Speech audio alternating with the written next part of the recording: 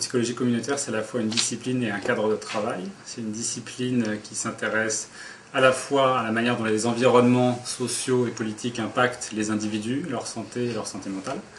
Et ça s'intéresse également à la manière dont les individus peuvent modifier leurs environnements dans une logique participative et de promotion de la santé. Et en même temps, on s'intéresse aux dimensions de solidarité et de justice sociale, c'est-à-dire qu'on va porter aussi un focus plus attentif sur les personnes les plus vulnérables, les plus discriminées et stigmatisées dans la société.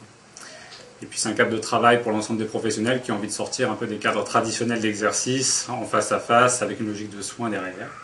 Donc du coup on trouve beaucoup de psychologues communautaires qui exercent dans le champ de la santé, de la psychiatrie, aux interfaces psychiatrie-précarité, également dans le champ de la prévention, de la promotion de la santé, du développement social local et de l'ensemble des structures territoriales ou de la politique de la ville. Alors en France, ça se développe et c'est un peu le bon timing pour la sortie de ce livre. Dans un contexte européen, c'est largement enseigné depuis environ les années 80-90. En France, il y a un seul master qui est spécialisé à l'université Rennes 2 et Lille 3 également depuis peu. Et donc c'est souvent une composante de TD dans le cadre de Master 2 aujourd'hui en France. 17 auteurs donc, qui ont travaillé, alors c'est à la fois des universitaires et à la fois des praticiens de terrain, soit dans le champ de la psychologie ou du travail social, donc il y a également des sociologues qui ont porté un regard sur les pratiques communautaires.